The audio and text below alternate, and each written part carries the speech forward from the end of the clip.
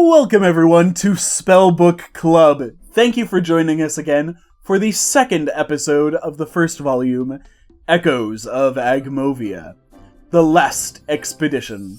Last time we joined our hapless adventurers of the Agmovian expedition, they found themselves cast off from their original vessel and set off toward land in the steamship that was only meant as an emergency motivator for their larger galleon, where the rest of their crew remains trapped. With us are D'Artano Levasseur, the fourth mate turned captain, who made the call to disengage toward Agmovia. Diane Corsextant St. Caliber, the Furbolg navigator set to survey Agmovia's coasts and create an updated map of the continent. Hemavar Boreal, a skittish scholar and inventor, seeking his lost legacy, and Deputy Commander of Hestoon's armed forces, Anya, whose presence in Agmovia remains shrouded in mystery. Today, we join this group as they make landfall in Agmovia, whose shores already look nothing like the land of castles and kingdoms they'd been told fairy tales of. Last time we joined our Spellbook Club, we found ourselves, well, in short, we found ourselves in Agmovia.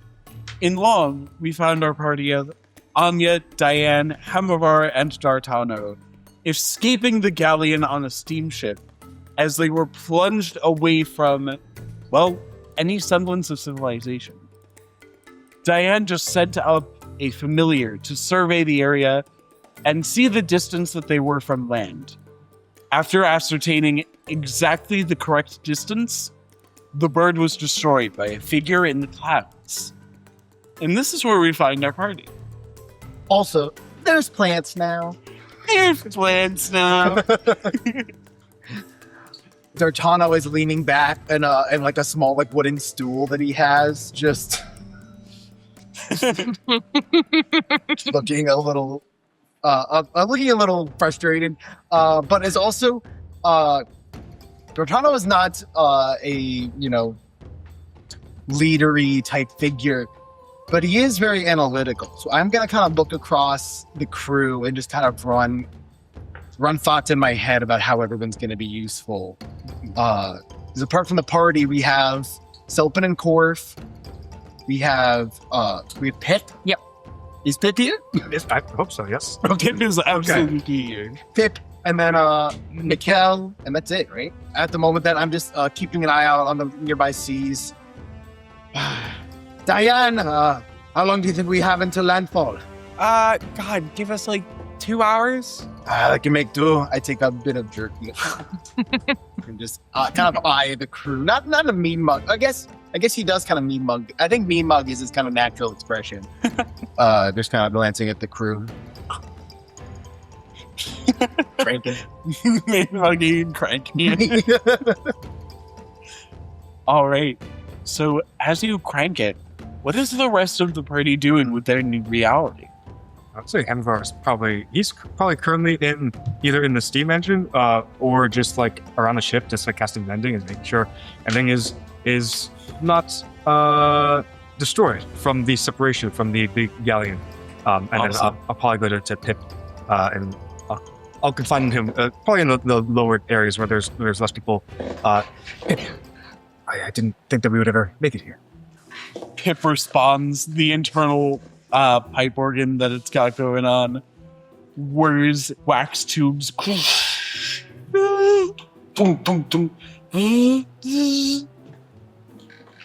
Hemavar, who are these people? There are shipmates. The people we've been working with for 2 months now. Oh, I see. Is this a new ship? Oh, kind of, yes. It's the ship that was powering the big galleons, this steamboat part of the ship. Why wasn't I here the whole time? This is a much better boat.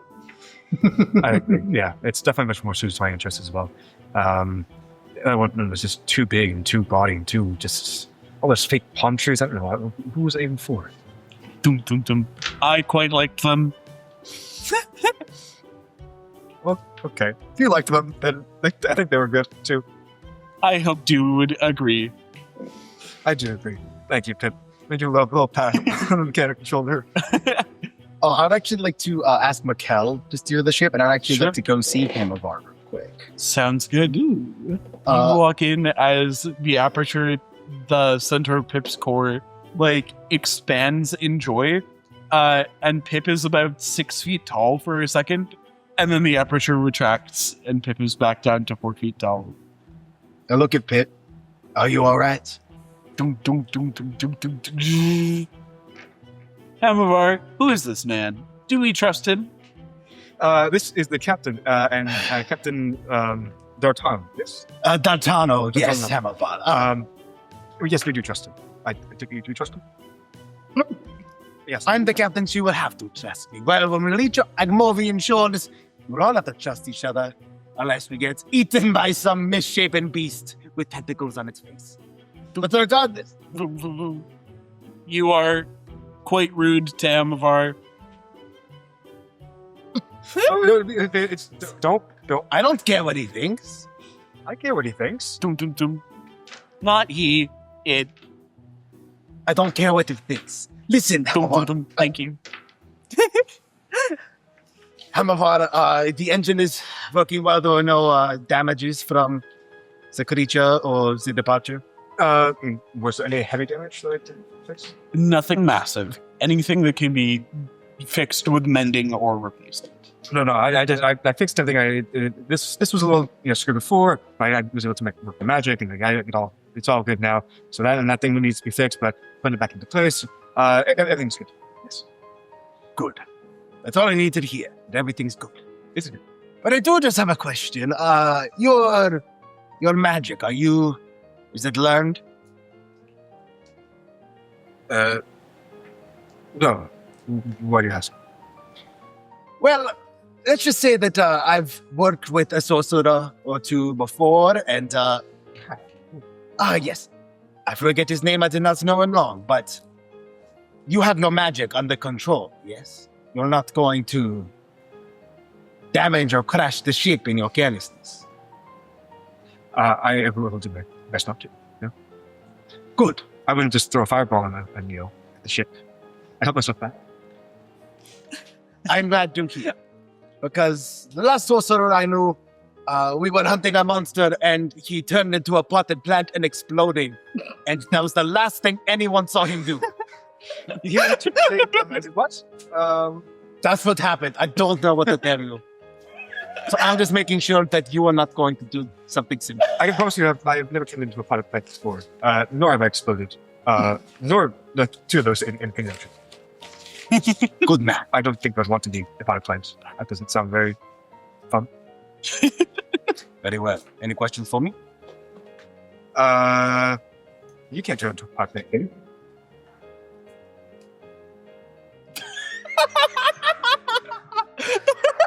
I'll be going now. Man's the engine. Walk back up to continue managing the ship. Personally, I think it might be kind of nice to turn into a potted plant. Maybe that's like a well cared one, the one that gets watered regularly. Yeah. Yeah, you don't have to do anything. Just kind of let your needs get taken care of for you. The entire time that you've been talking, Pip has been very quietly playing the Maple Leaf Rag. Beautiful. And we find ourselves above deck as Diane, your familiar, was snuffed out in an instant. Oh. That's too bad. I mean, you notice that several feathers dripped down from the sky. She kind of catches one of them with her hand, recognizes, and then glances over to Dan on the other side and just kind of... There was a big hand? Did anybody down here see the big hand? Or was that just me that saw that? And I'd look around at whatever people are above deck. The people still above deck are exclusively Selpin and Korf from your perspective. And they both look amongst each other. and then you hear a knocking from behind you.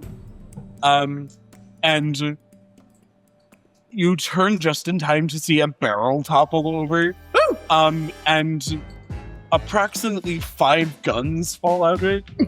Crawling out of the barrel is, you know, the like clown car illusion? Yeah. A woman who's way too big to fit in the barrel when she comes out of, Lucy crawls her way out of the barrel. Big hand? Yeah. Like a really big one in the sky. Wait, hold on. Why? Have you been in there this whole time? I don't think I hit it. Please don't do that again. Diane has her ears plugged. Oh, okay. She rifles through, what appears to be a whole vest full of magic items. Oh my gosh. And pulls out just a small hunting whistle and blows it. Everyone except for Diane hears a tweet of a hunting whistle as she casts silence around Diane and continues to fire into the air. Okay, at that point, I'm gonna. I imagine when the barrel fell over, Anya already had her spear drawn. At this point, she's gonna gently lower it and then just put her hand on the weapon and just look Lucy in the eyes. Lower it down. We don't need attention right now. Rolling persuasion. Okay. Are we on to attack? Oh, I swore. +5 to persuasion, please. So that's an 8 total? Yeah, no, that's not happening. Lucy, who is apparently Anya's weakness, Yeah, a little bit. looks you in the eyes and pulls the gun closer, so that both of your very tall frames are like shoulder to shoulder. And she says, I came here to hunt and write down all the things that I hunted and bring back to civilization the things that I hunted and mock all the things that I hunted. Don't be the next thing that I hunt, Anya. At this point, Anya just raises a brow, goes, I will allow you a moment to rethink that decision before there's an international incident. Can I roll intimidation? Please do. Okay, please. Okay, that's a 21. Okay. I'm not dealing with that. That's not today, okay? No. Diane, you can see from her physicality, is practically screaming at the top of her lungs. Okay. But once we reach shore, you hold no rank. Last I checked, you're not a general of Agmovia, are you? And she lowers her rifle and leans on it in a way that is absolutely not gun safe. Miss Warmington, I heard a lot of your achievements. And I believe here, we're all one team. Your job is to hunt. My job is to make sure everyone on crew stays alive. As of right now, please release Miss Diane from the magic trap that you've created. And then we'll discuss about how we can make this trip the most effective so all of us can accomplish our goals. No roll needed. She nods and looks down at the silence whistle, turns it over. I have no idea how to undo this. Here, you figure it out. And she retreats below deck. Can I go upstairs from the... I was gonna say, I think I'm actually gonna like go find you. So I'm gonna take your hand, look you in the eyes, and just reassuringly nod. And we're gonna walk over to Hamilar right now. Sir Hamilar? Yeah, I heard the gunshot. Is everything okay? It's dealt with. No. There's no incident yet. Selp and Korf are patrolling the deck. We are fine. Have you seen this item before? Have you interacted with something like this? No. Great. I believe my expertise might make it worse. As of right now, it is affecting our friend Diane. Do you mind trying to... It's a magic item? Yes. I believe that is your expertise. The spell magic. Oh, yay! Thank you. Hamafar it was? Yeah. Very nice to meet you. Me too. Diane. Of course. Is D'Artano around? I actually would have gone to find Mikkel real quick at the. Is it like one of those steamboats where like the wheel is kind of up in a little? Is it like in a booth? Almost. Essentially, yes. Got it. I go find Mikkel in the booth. Are we kind of alone at the moment? Yes. In fact, there is a sliding door to the booth, where it is fully soundproof. Got it. I'll saunter in my chain, making jingling chain noises, circling behind me. I say, "How's it steer, Mikkel? Did it good enough for you?" As he's cranky. Yeah, it doesn't feel great, does it? Captain, my arm hurts. You can use the other one, unless it is your wrist still doesn't work from that one time. Captain, my other arm hurts even more. All right, well, listen, Mikkel, while no one else is around, when we land in Agmovia, we are looking out for other smaller ships. I do not know which one we might be looking for, but any extraneous ships, we are looking for any other tracks of human life and seeing what we can find about the previous crew. You understand, yes? I understand. D'Artano, I know what you hope to find here, but is that all that's keeping you here on this crew? That and the pay? Yes. But it is important for my family this be done. So I'm going to do it for them. And if things go badly when we hit the rainforest, at my signal, you and I depart, and we continue our search by ourselves. Do you understand? At this, he kind of arches an eyebrow. Only if things go quite badly. D'Artano, we prioritize survival. Yes. If survival is easiest between the two of us, we split. If survival is easiest between 6, 10 of us, as many people as we have, you can't be so cavalier, D'Artano. It has been some time since I've worked with groups, but I will trust your wisdom. We will stay, but if they happen to get killed, you know what to do, yes? I fear I do. Very well. Good man. I'll take over steering. I was hoping to actually find D'Artano at the second. Maybe open the door at the end of that convo. I would love that. Or before, in the middle of the convo. Did I overhear any of that? Possibly. Well, the booth is completely soundproof. Oh, okay then. But as Mikkel Fantari goes to leave, he does that thing that people do where they open a door as they're making their final point, and then they leave through that door. And you hear just the very end of, if things are dire out there, you know what to do. I don't like that. I don't like that. Okay.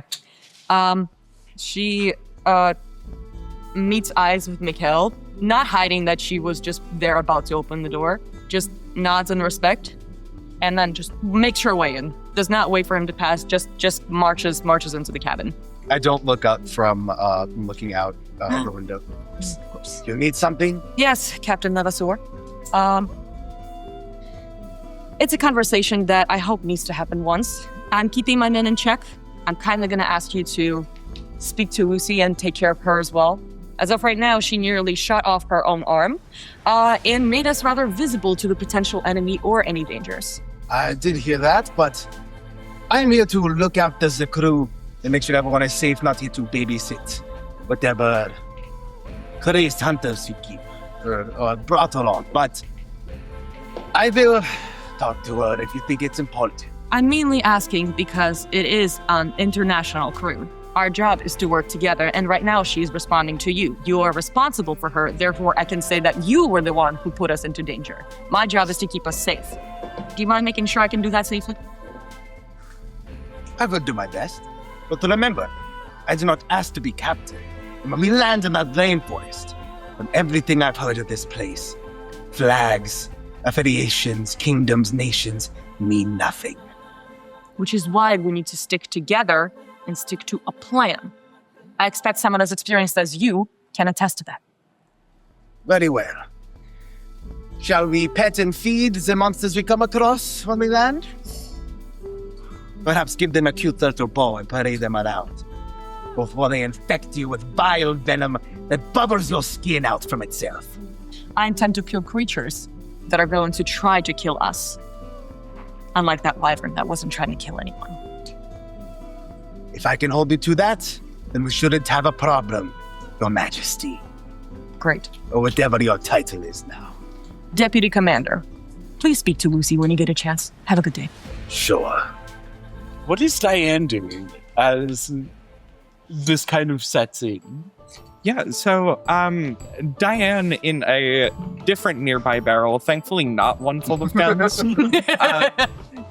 She's pulling out this really long rope that she has, tied at fixed distances apart from each other, are little like colored objects.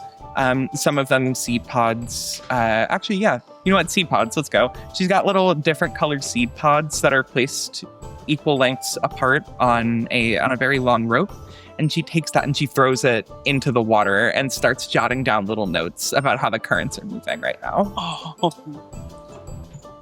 Well, ever since your bird was destroyed, the currents have been less intense and insane. You are no longer in a nautical storm. Oh, great. But there's still more than a steamboat designed for rivers is used to handle. Although, if you roll an investigation... I would love to roll you an investigation.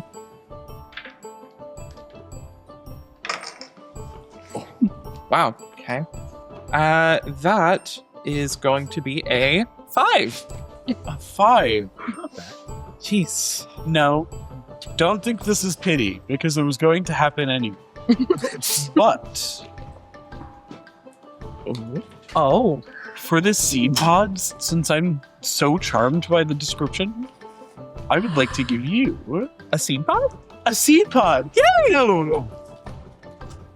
An inspiration. Ooh. There is your coin. You may redeem it whenever you wish. Thank you. I'm going to put right here. I already had one because humans get those. Wow. Thanks, 2024. Yours is more special because you had to earn it. Yeah.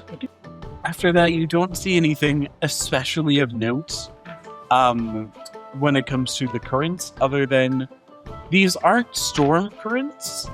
There's a very odd striation to them. And it's almost as if you're moving in two directions at once, even though you know that that can't be possible. You check your math a couple times, and it still appears as if you're moving two directions at once. Okay. So she sits and thinks to herself, tapping a pencil against the sides of her face. Says, okay, well, maybe there is something to the dead waters theory then. She goes back to intently scribbling numbers. Excellent. She's really dead set on figuring out what's going on here. It's at this point, D'Artano, that you see on the horizon actual land. Not only signs of land, but a thick, dense coastline covered in forest. Land ho! I'll take out a spyglass and kind of just peer through, glancing the shoreline, looking for a safe place to harbor. Awesome. Roll me an investigation with advantage. Oh, okay. Would it be investigation instead of perception? Investigation's higher. I don't know why I asked. Hey man, I like investigation, boy. Hey man. It is 25. He Okay. can see. So, I can see. D'Artano, having sailed the shores of Gonrid and made yourself familiar with insane shorelines and coastlines, you are able to recognize certain patterns and recognize how this is both a textbook landing cape, but also how there are so many exceptions to the rules. Put simply, at the very edge of the cape, where normally things like sediment and rock would settle, where there would typically be some sort of beach or cliffside, you find forest all the way down about a half mile underwater outside the cape, meaning that there are trees that extend higher than you will be able to see right out, that go about 1,000 feet underwater is where their root system is. That is not normal. And on a 25, you are able to see the remnants of what appears to at one point have been a lighthouse. Under the water, you said, right? The lighthouse is not underwater, but the trees extend beneath the water. I guess I'll start steering towards the lighthouse. Excellent. All right. So as this happens, as D'Artano is able to steer us toward the lighthouse, Diane, having your metrics, you are able to determine something. What am I able to determine? If you are in, or have you been, up to this point in the cartography or communications room of the steamboat? Yes, I have. I spent quite a bit of time in the communications room. Perfect. Then in that, you have found stored Ooh. an old and outdated map of Agmovia. Gosh. Got 2 maps now. That's really cool. Okay, hold on. Let me make sure the camera can eat this up. Yeah, Else you eat it up. Okay. So, what? We're coming from this side over here? Ostensibly, who knows? yes. But You're right. We don't know that this is north. this map was taken, or this map was created about 350 years ago, before any kind of accurate map making existed across the world. And so this is an Agmovian map made by someone in Agmovia, transported to Old Mollismore, and copied from there. Wow, so this thing's got quite a history to it. Would you like to take a brief moment to explain your personal map? Oh, okay. Here, you know what? Interrupt. Can you roll this up? Yeah. Interrupt me if I say too much. Never. Never. Impossible. Okay. So I got a cool little bonus project for this game. Diane, her ultimate goal here is going to be make an effective, like, functional map of Agmovia that future expeditions can use. So what I have with me right over here is a blank map paper. And throughout our sessions, I'm going to be sketching this in, filling it out, putting together our complete map. And then you guys out there in the audience will see a full render of the sketch I do right now. I'm really glad I don't have to do that. I'm happy I'm doing that. I get to do little drawings. I have tools just for this. Diana will be able to determine the access point of this map as being at the lowest river entrance. Okay, southernmost river entrance. Okay. Still coming in from the east, right? Yes. However, by your approach and the shape of where you're going, it feels as though you've changed direction in your approach, even though all of your instruments have been pointing the same direction. Like you physically felt the steamboat move and angle. However, your compass says that you've been going exactly east almost the entire time. No, this isn't sitting right with me.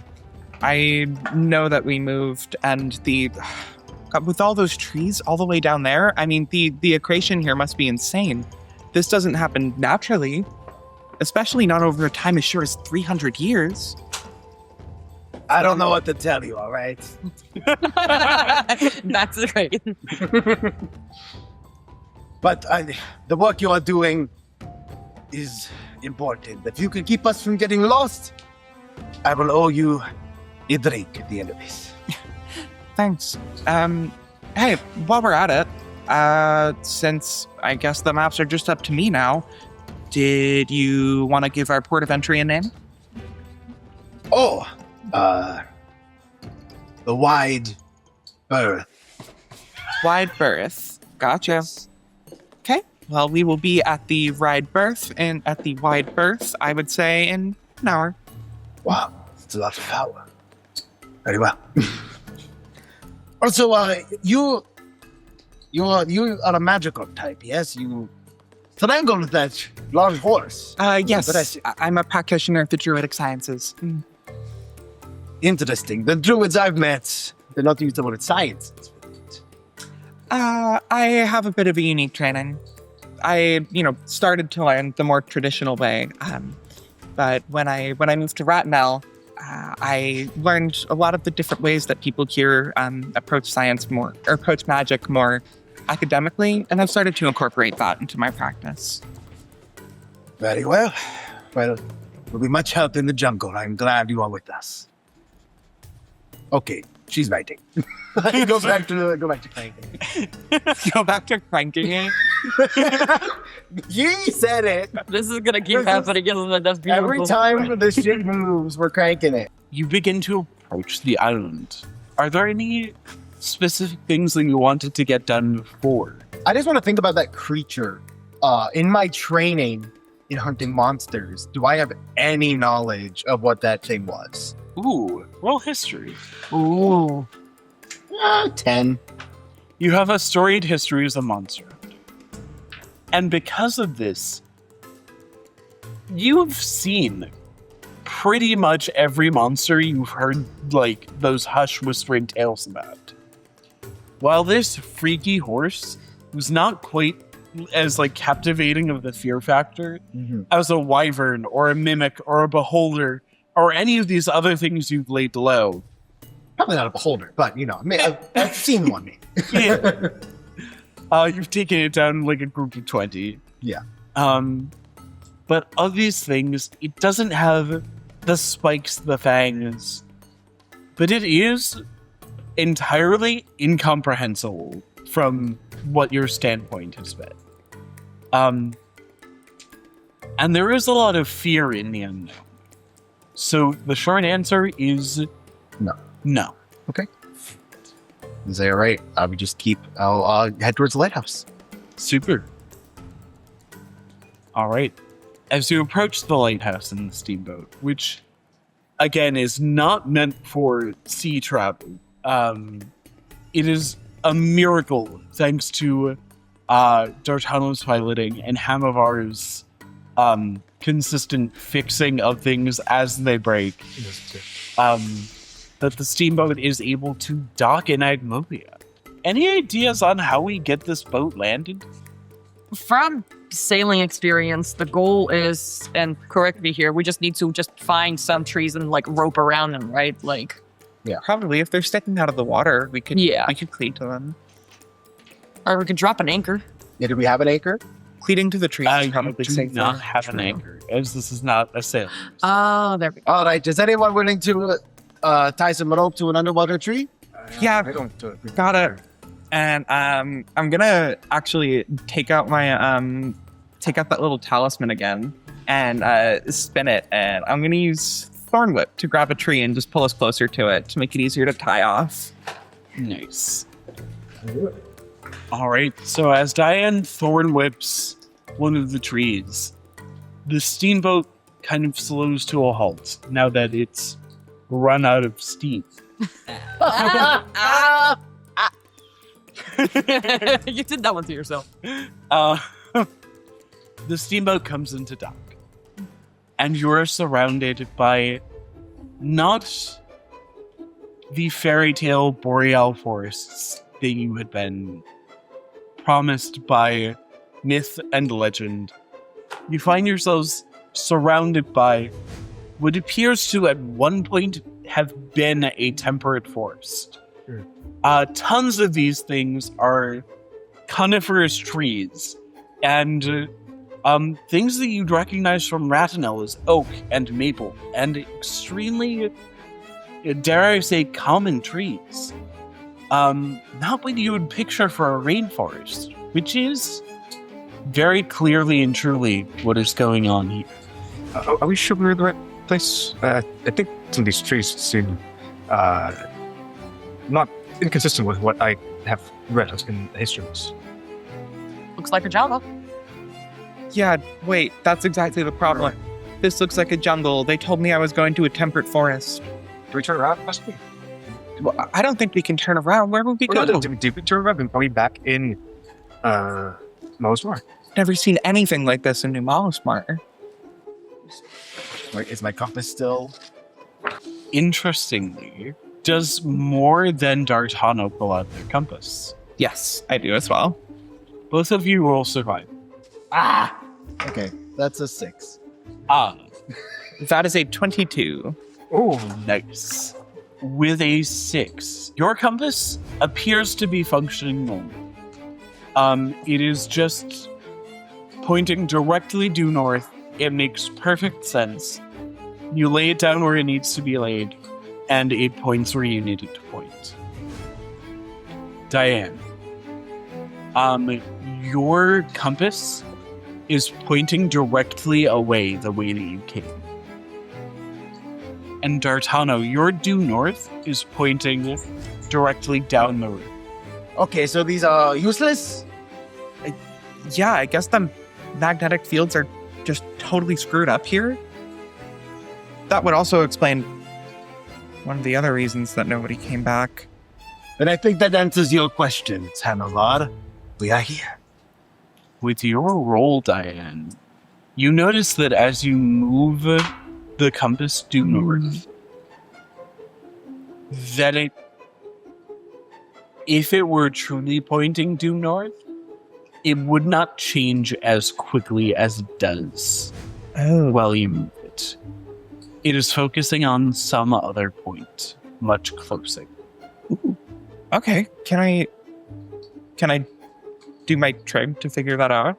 Absolutely. Hell yeah. Okay, so she takes a few minutes with her compass to test at about like 20-foot intervals, get an idea of what the angle is here, and do her best to extrapolate from that where this is pointing at. Awesome. So I'm just gonna let you have this because of that no roll. It's pointing back somewhere from where you came, and the point appears to be moving ever so slightly. You would guess that your compass is pointing to the ship. That's really odd. Why would it be doing that? It was working just fine literally an hour ago. Doing what? The compass is following something that's moving, and it says that north is that way. That way? Yeah, which it most certainly is not, if that wasn't obvious. The only thing I can think of is judging by how it's moving and how close to the North Pole it seems to think I am, it must be zeroed on the ship. I've heard of stranger things, but it's tough to say. This place is strange, but I think we should get our bearings as best we can. Should we look at this lighthouse and make sure that we're not going to get attacked? Question. Yeah. Does my pocket watch tell time accurately? Ooh. Yes, it does. As far as you know, at least in the sense that the second hand is keeping a second. Can I possibly look for a stick and get it in the ground, and then look at the time in the pocket watch and see what time it is, and then maybe guide the stick in a direction and see if I can point in the direction that which it is going to be. The shadow of the sun will point towards the time it's supposed to be. That's really clever. Using the sun. Dude! Wow. Ah! Taking his break. Okay. Yes. So, Nice. you are able to accurately find north based on the time that your makeshift sundial tells and the time that your pocket watch keeps. So you can start drawing this in, or whatever dirt, whatever we have, and just start making the time things. Okay, base off the time is. I think that might be north. I'm going to point in some direction. Which is, in fact, north. Nice. Okay, I think that. Is that the same as what Diane? So? My compass is still spinning. Okay, well. So we have better information now, I suppose. Well, I mean, we'll need to know from north for the map that we have, right? Yes. Yeah, no, thank you for doing that. I mean, I guess I don't know what to trust if this compass doesn't work, but I mean, the sun can't be in the wrong spot, so... That's what based on my assumption offer. Yeah. Thank you. I appreciate that a lot. And she writes some things down. Speaking of the sun and the skies altogether, you mentioned some kind of arm. Anything else you may have seen before? I saw What was this? the clouds. When I sent my familiar out to scout, I saw a face in the clouds, and then an arm extending out, and crushed that poor bird. Would be a specter or ghost of some sort, but how large was it? Absolutely massive. The entire hand, its pinky finger was about the width of the bird. Whoa. Okay. Let's hope that's the last any of us see that. Yeah, I don't want no more of that.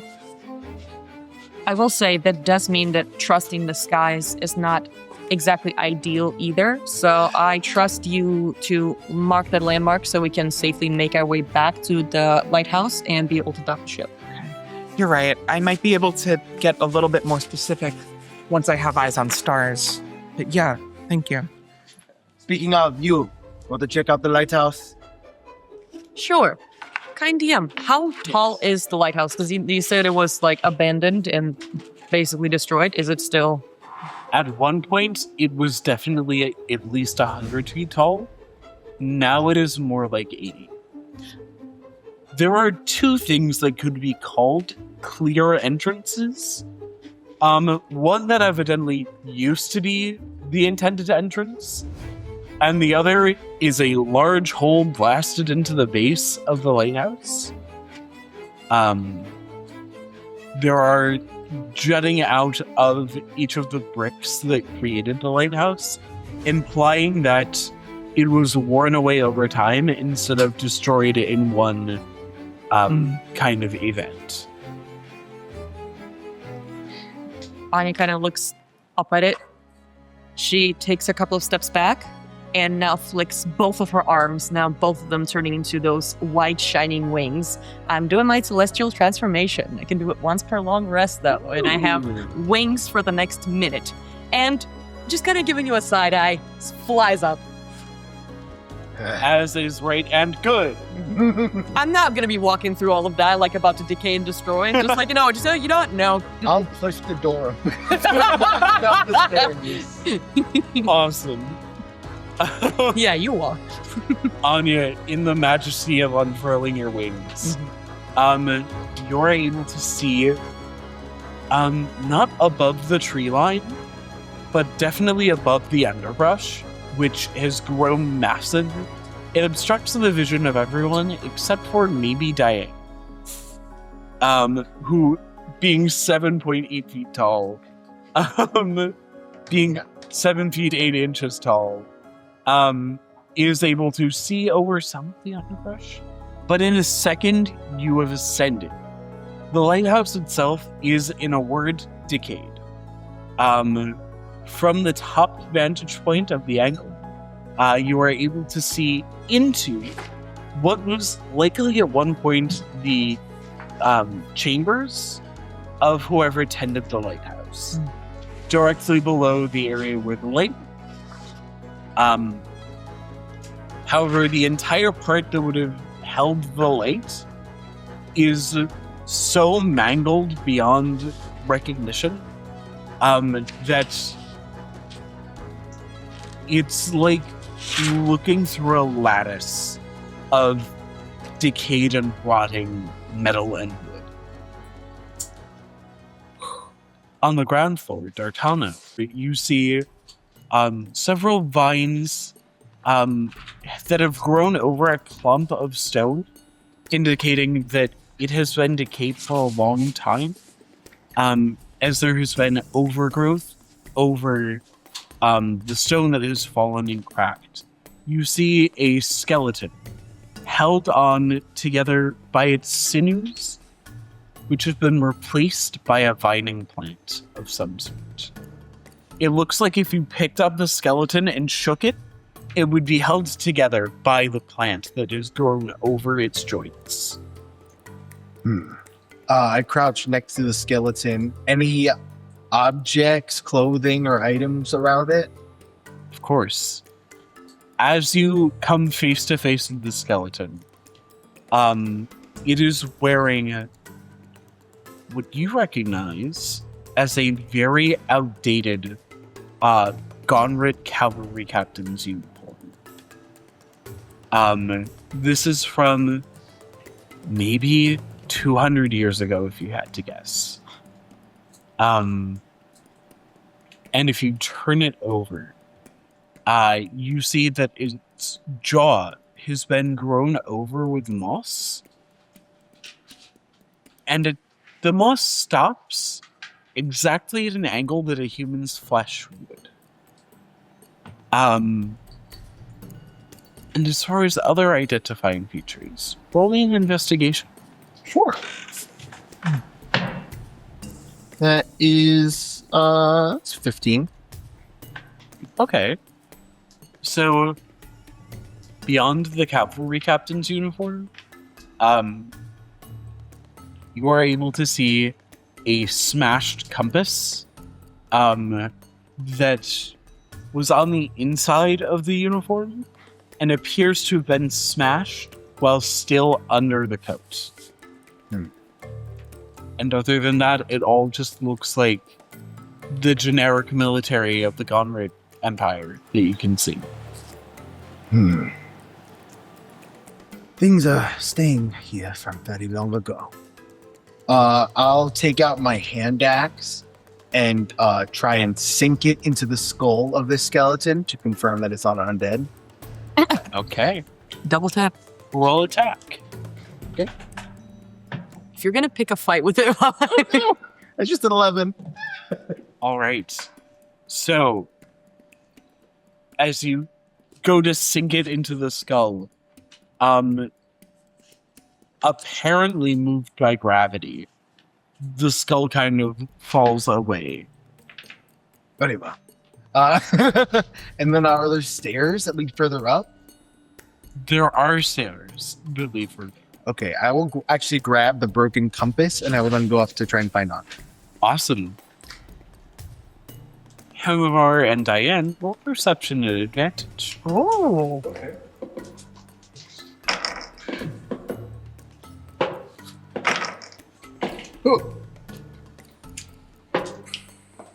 Nat 20 plus 6. Oh my god! she got it.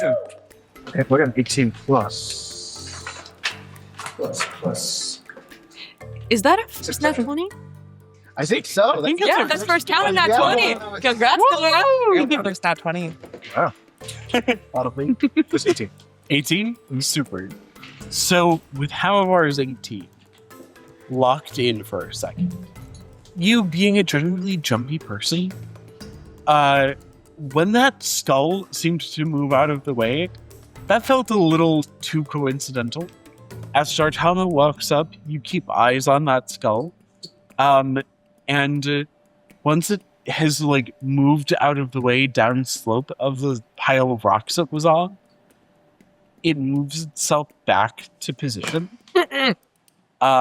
Nora, with your nat 20, Diane sees this thing right itself, and you notice like a movement in the spine.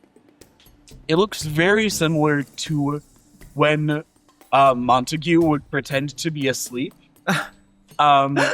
There was always a tell in the back and shoulders. Always was able to tell you when somebody was forcing the act of being casual. Captain, the skeleton is his head's back. Oh, Yeah, no, I think I saw it move. that's unfortunate. Yeah, what should we do about that? I go and kick it in the ribs. Oh, God. He's on his union break. Let the boy be. Holy cap! That advantage. Actually, Do anything to you. never mind. I'm not fucking around. I actually undo the chain of wound again. I'm gonna point it at the skull. Oh, All right. Not one. Boom. don't be a skeleton. Damn it! Does everyone support D'Artano in this venture? I can just like look at him and then not do anything besides that. Does it react? Well, we won't go into initiative, Okay. but the skeleton remains motionless for a second, just kind of slumped up on its pile of rocks. Boom! Meteor hammer.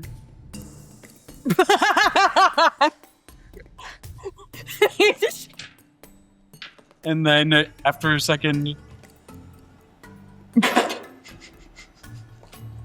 Oh, my God.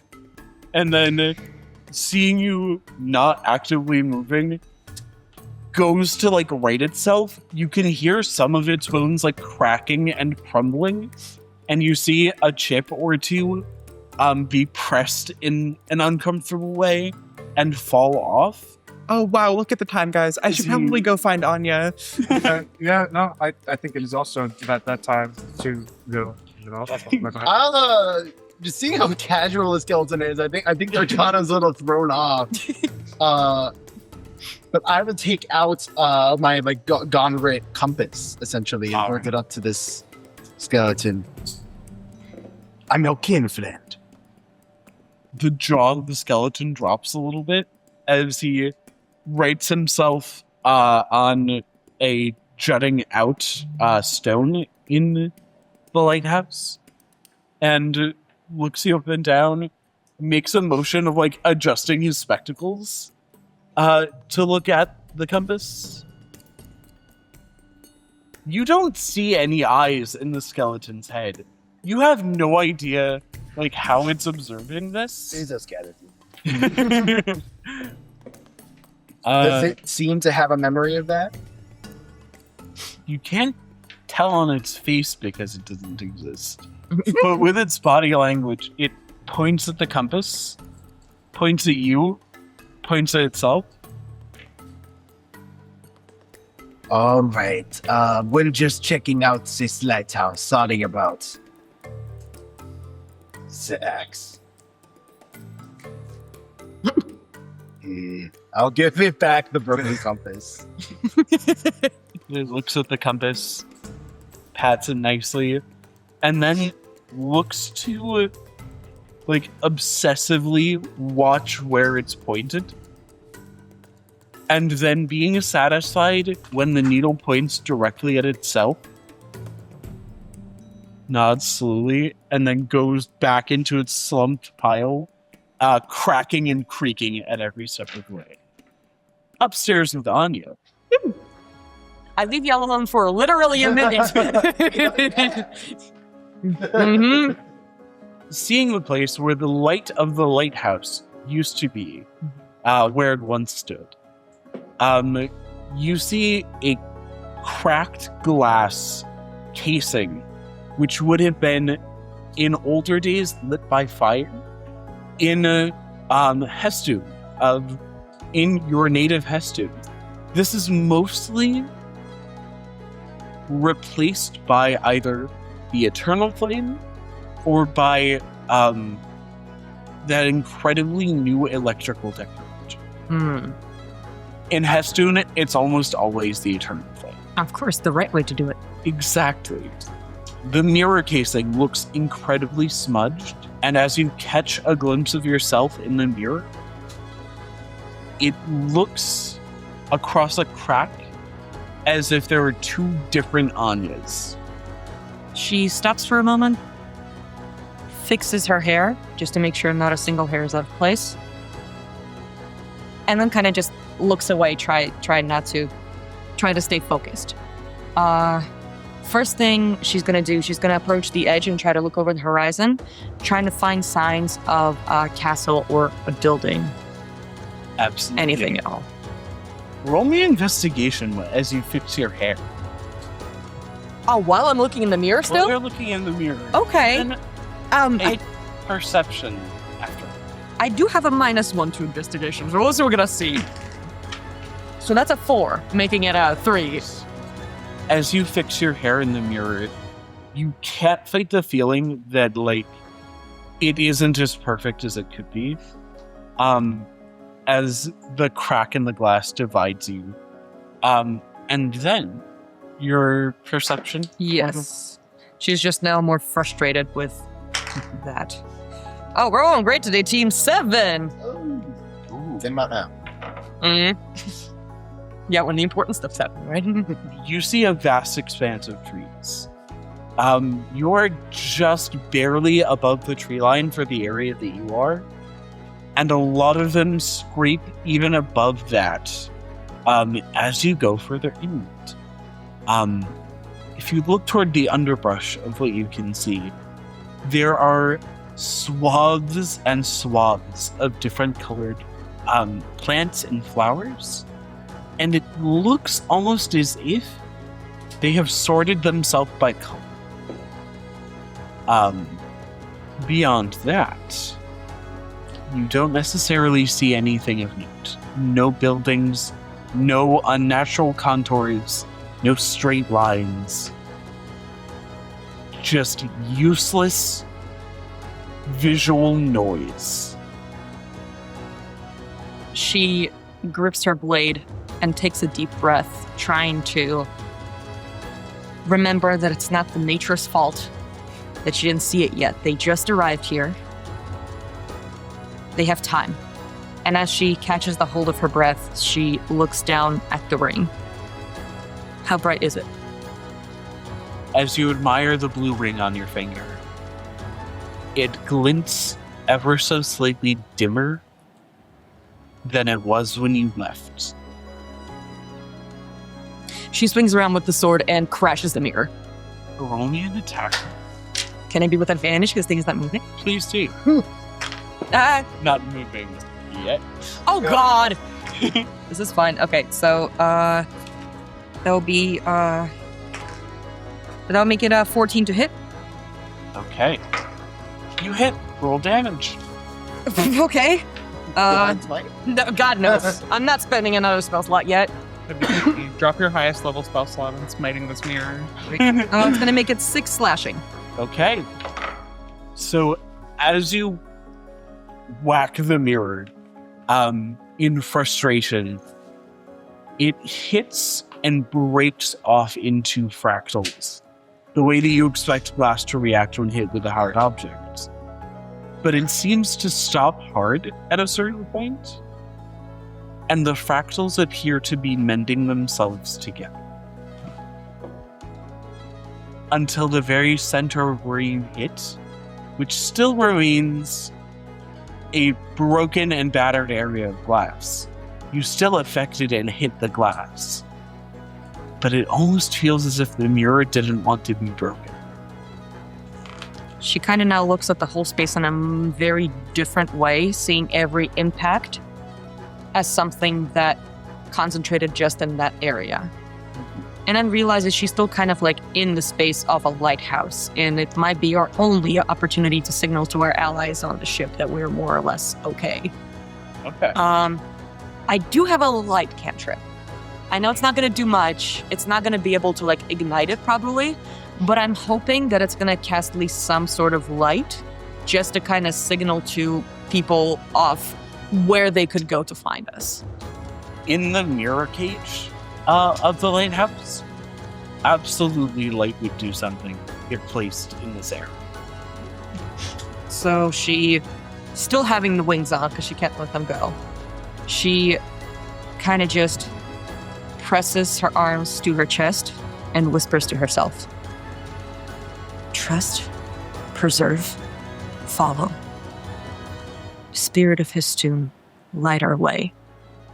And just unfurls her wings, letting the light come out, like kind of right out of her chest.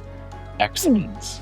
And it is at the end of this creed where Diane and Hamavar witness Anya putting the light into the house. You can probably hear her like heavy cloven-footed footfalls coming up the stairs, and she opens the door to the like area that houses the lighting enclosure. It's, "Hey, Anya, are you okay up here? I thought I heard something shatter." Yeah, everything is fine. Everybody okay? Oh yeah, we're fine. There's a skeleton down there. He's alive. What? She kind of, the moment she hears that, is there still like an opening where she could just drop from? I mean, yeah. If you want to descend the entire lighthouse in 3 seconds, there is. There's no time to waste. Right. The moment she hears that, she tips over and just swings under, landing right up the entrance. Are you still there? D'Artano is sitting across from the skeleton looking at my compass. Okay. Where is it pointing at this moment? At this moment, why don't we see? All right. At this moment, it is pointing at about your 9 o'clock. Okay. I just kind of look at the skeleton. Why did you want it to point it to you? The skeleton Is it still slumped or is it? notes it. It's slumped, but it's the way that it's like clear it's paying attention, even though it's in an uncannily relaxed position. It looks to the compass, looks to you, compass, you.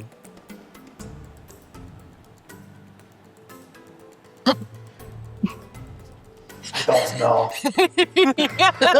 He's trying his best. I slump back. I'm like, these might be a dead end. And I'll stand up and stand outside the lighthouse to see, I'm guessing. Yeah, no, I feel like, does she spot the skeleton right away? Yes. He's not trying to. Whoa! So unless you want to stop her, she, like, the moment she lands, the spear is out and she's about to just stab this thing. Instantly, like, the entire raft of, like, she's not even having the shield out, it's just the spear down both-handed. Roll attack. Bet. That's a natural 20. I didn't want to smite, though. You can smite. You absolutely Okay, great. can smite. May I borrow a D8? Yeah. Thank you. I just need one more D8, friends.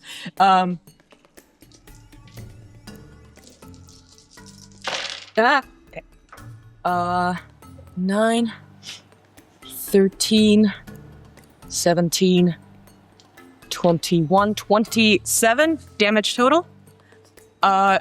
Because it is undead, it is, I believe, suffering double that, or like, what is Take it the and do an extra D8. There we go. All right. Extra 2 D8. There we go. Yeah. So that was 27. 27. Oh god, that's a max. On one of them. So 27 plus 8, 30. Wait. 35. Thank you. Plus your dex. 35 plus 6. So 41 plus my dex, which is 3. 43 points of damage. Very well. What the hell? It just explodes into light. Live skeleton reaction.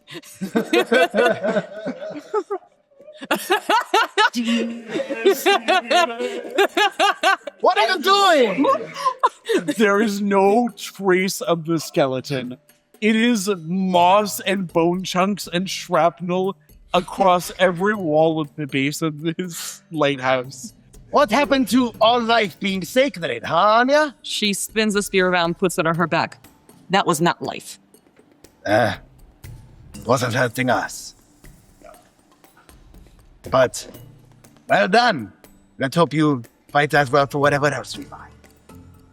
Not a skeleton lounging against a wall. Skeleton lounging. It was lounging. You know what? Let's go. Can Diane come down the stairs at this point?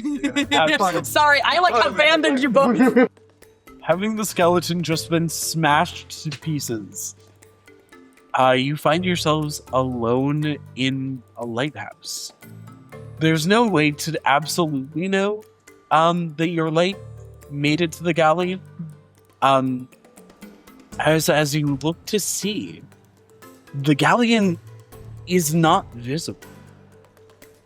The nautical storm is over, but there are still a dense cover of clouds as you look away from the continent. Well, if there's nothing else here, I think we get moving and Oh, wait. start searching. Actually, before we leave, if it's all right with y'all, I wanted to give our friend a proper burial. Oh, where'd he go? Sorry, did you say friend? Yeah, the skeleton that was over there. Oh, did you take care of it? In a way. Okay, good. All right, I guess that's it then. I'll make my way out to the edge of the rainforest. Is there anywhere we're trying to go? We're just looking for landmarks? Well, I assume that navigator has the map. Deal. Actually, did we have pre-existing plans for what happens when we get to shore? Honestly, your pre-existing plans hinged on the people who were, in a regimental sense, outranked you. Each of you had your own individual goals for being here. But as far as a search party, a rediscovery party, your only goal right now is make contact with somebody or something. And now, your goal might be solve the mystery of whatever happened to you. This isn't what you were expecting. If you can't find anything, the least you can do is discover the answers. It's at this point that you hear rustling in the leaves beside. Oh no. Instantly for the spear. She's ready. Yeah, I grabbed the chain. Excellent. Take a couple of cautious steps backwards. Diane, as you step backwards and separate yourself from the party, how is everybody approaching this? Is everyone completely stopped, completely stock silent to see whatever is making the sound? Or I unloop my chain and I'm holding it by the hammer, but not spinning it yet. excellent. Would you cast Blade Ward to tap the barrier around me? Diane, what's your passive perception? We are looking at a 16 passive. Excellent. Diane, you do notice, but a second too late, as the map that you had just tucked into your back on the map case has disappeared. The thing that you see is a tiny leg that looks almost humanoid, but it's connected to a dangling tail as something hoists the map up the lighthouse. You're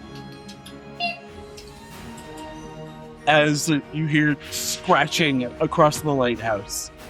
And as people are on the bottom floor, notice 3 tiny figures that looked like if you made a human a little bit hairier and you arched their back the entire time, and crunched their legs kind of like that of a dog. 2 of them are like, they have your map case on their shoulders, are actively trying to grab at vines, leaves, branches, and propel themselves along them.